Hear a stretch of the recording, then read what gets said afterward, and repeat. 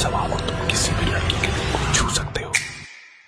पहला सवाल, एक ऐसी चीज जो तुम सीक्रेटली ट्राई करना चाहती हो। यह सवाल उसके हिडन ड्रीम्स को रिवील करता है। जब वह कुछ एडवेंचरस बताए तो कहो कि इसे साथ मिलकर ट्राई करते हैं। अब उसकी एक्साइटमेंट तुमसे जुड़ने लगेगी। दूसरा सवाल, अगर कोई रूल्स नहीं होते तो तुम्हारा परफेक्ट डे कैसा होता। ये रिवील करेगा कि उसे क्या पसंद है, सुकून भरे पल या रोमांचक चीजें। अब उसके परफेक्ट डे का एक छोटा सा हिस्सा प्लान करो और वह सोचेगी कि आप ही उसकी लाइफ का मिसिंग पीस हो। तीसरा सवाल, जिंदगी ने तुम्हें सबसे टफ लेसन क्या सिखाया है। अब वह आपसे स्पिरिचुअल और डीप इमोशंस शेयर करेगी। बस सुनो, सर हिलाओ और कहो तुम जितना सोचती हो उससे ज्यादा मजबूत हो। यकीन मानो, अब वह तुम पर ट्रस्ट करने लगेगी। विजियॉक्स को फॉलो करो और किसी के भी ब्रेन को कंट्रोल करो।